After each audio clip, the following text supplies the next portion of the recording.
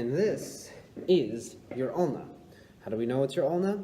Because if you look at this, you have the olecranon, and that, earlier we talked about the humerus. That is what goes into the olecranon fossa. Okay? Just like that.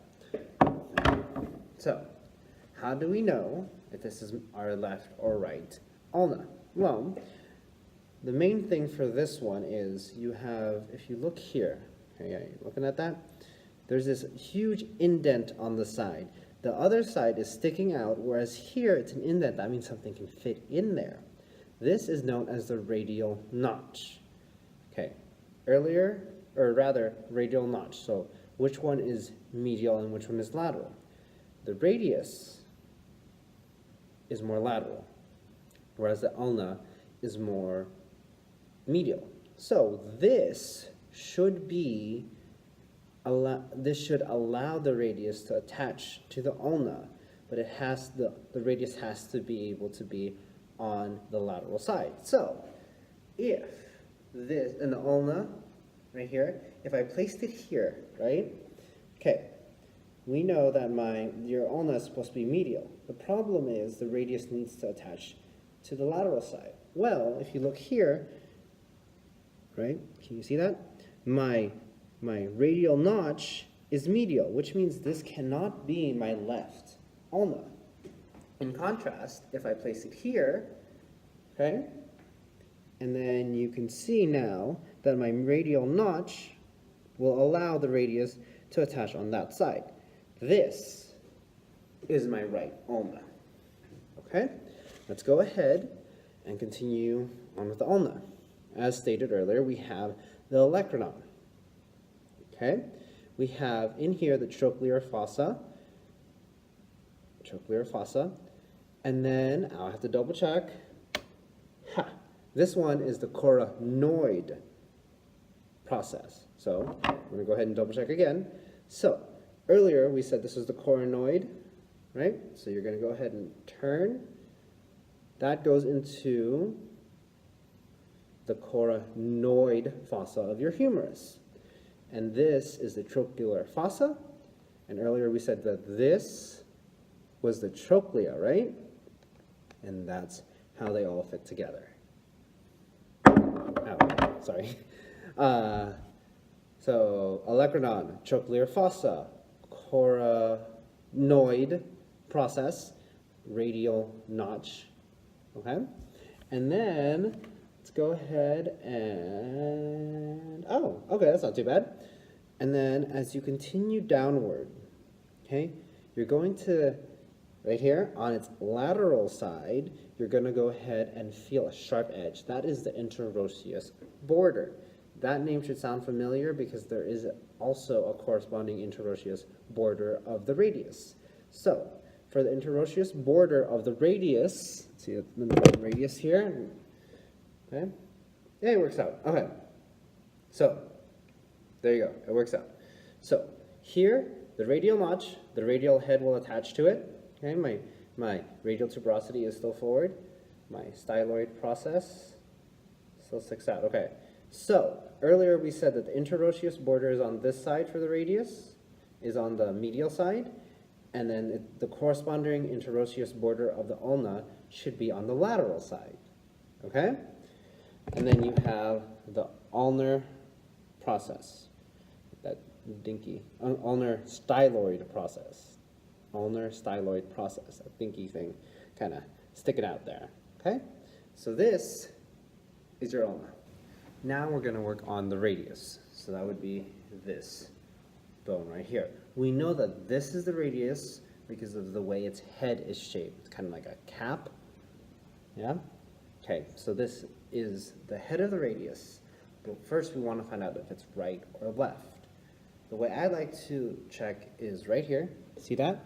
I want to make sure that the styloid process, the radial styloid process, is always lateral. Okay, so that means it has to either look like this or like this. It cannot be this or this. Okay, so if it's like this, I also want to check for my radial tuberosity, which is this thing right here.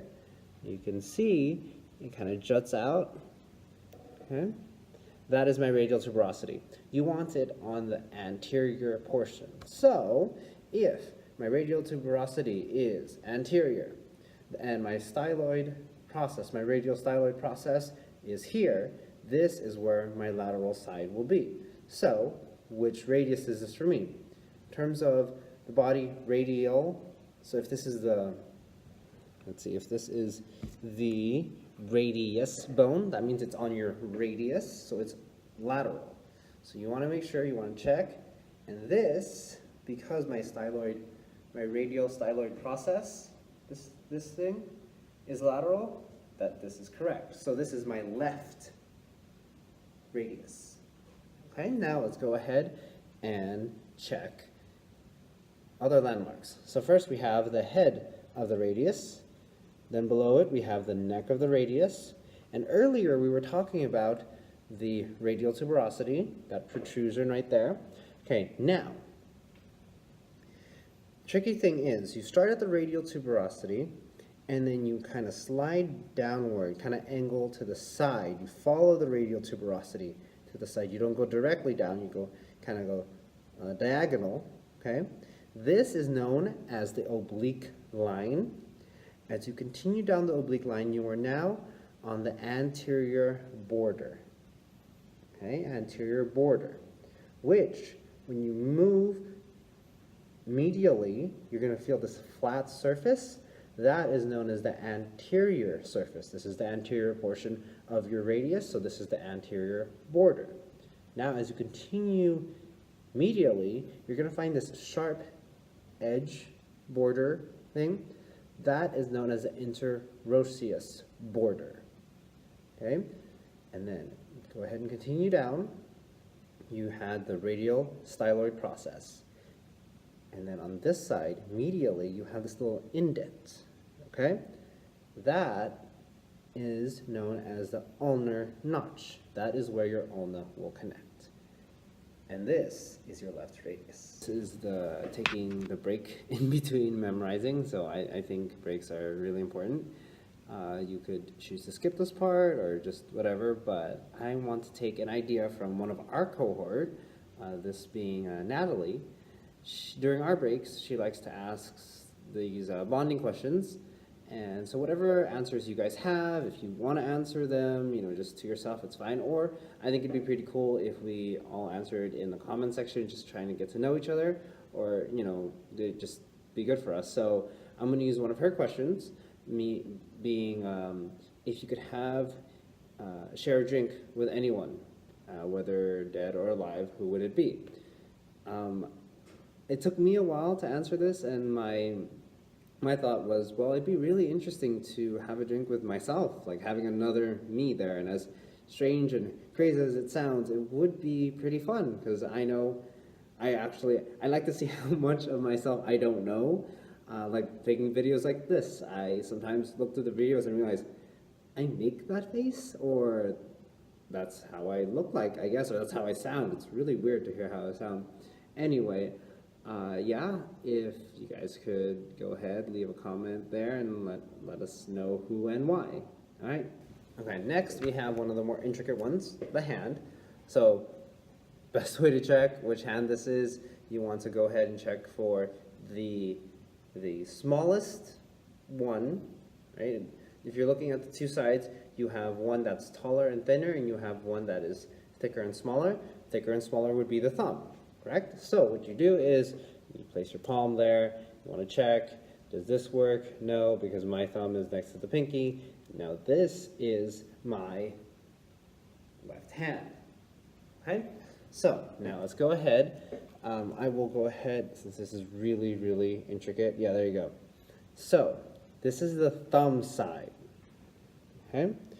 Well, on the thumb side, the bone closest to the wrist would be the scaphoid. Okay? That would be the scaphoid, and then up here there's a bump, okay?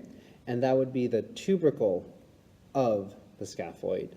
And as we continue on, right here, that would be the lunate. Okay, that would be that would be lateral? No, that would be medial. Lunate is medial to the scaphoid. Okay, and now I want to turn this because it gets a little tricky. We're going to stay on this side, okay, right there. That bone is the triquetrium. Now, if I turn it, you're going to notice it has a huge, I thought it was a protrusion. Turns out it's another bone. That is the pisiform bone right there. Okay, I'll turn it here so you can see it juts out. Okay, so you have scaphoid, tubercle of the scaphoid, lunate, the triquetrium, and then the pisiform right there. Okay, and now we're going to have to go around right there. Okay, this one would be the trapezium. The trapezium is right next to the thumb, okay? There, and then you go from the trapezium to the trapezoid. Trapezoid, right there. That would be the trapezoid. Now, as you continue on, the biggest bone here in the center of your palm is the capitate bone, right there. Okay. And then next to the capitate, you have the hamate. This one also has a protrusion, but since it is on the hamate, let me see if I can angle it. There you go. Right there. That is the hook of the hamate. Okay? If it helps, there's two of them that kind of jut out with protrusions. Hamate is the one right next to the capitate. Okay? Now looking at the hand as a whole, we need to know which of the metacarpals are numbered 1 through 5. So I know that you will start with 1 and it has to be on one of the sides. So which one do you use most? Your thumb or your pinky? I use my thumb the most. I don't know what other you guys use. So I'm going to use that to remember that thumb is number 1. Next to it, 2, 3, 4, and 5. Okay?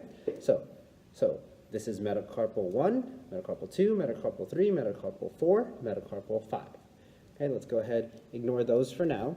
You have now these things that stick out at the end, right? Let's see. Perfect. Now we're going to go ahead and talk about the phalanx on the phalanges. The thumb is a little more special than the others, but you all knew that. This, since it's closer to the body when you're in anatomical position, right? Anatomical position, this is closer to the body than this. So this is the proximal phalanx on the phalange. This is the distal phalanx on the phalange. Okay? And now let's move on to the other one. Now there's 3, right? Earlier there was 2, so we could easily just say proximal and distal. This one would be the proximal phalanx on the phalange. This is the middle phalanx of the phalange, and this is the distal phalanx of the phalange. Okay? And then you can also label it second, because this is the second metacarpal. Okay? And the same thing, we'll go through this. This is the proximal, this is the middle, this is the distal phalanx of the phalange. You just cut through the rest. And that is your left hand. You can continue on. Let's see what's next. Ah, yes.